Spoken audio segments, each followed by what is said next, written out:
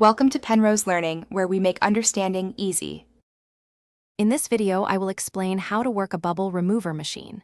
First, ensure your machine is properly connected to a power source and that the pressure gauge reads 0. Carefully open the chamber and place your item, such as a phone screen or resin art, inside. Make sure the item is centered and stable to prevent any movement during the process. Close the chamber securely, ensuring a tight seal to maintain pressure.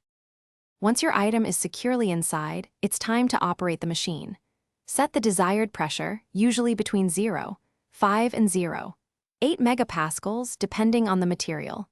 Next, adjust the timer for the recommended duration, often 5 to 10 minutes.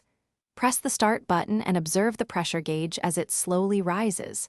The machine will maintain this pressure for the set time, effectively removing bubbles. After the timer completes its cycle, the machine will automatically stop.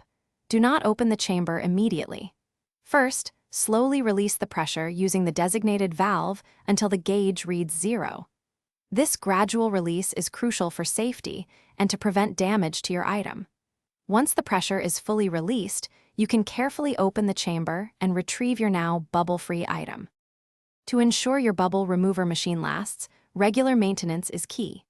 After each use, clean the chamber with a soft, dry cloth to remove any residue.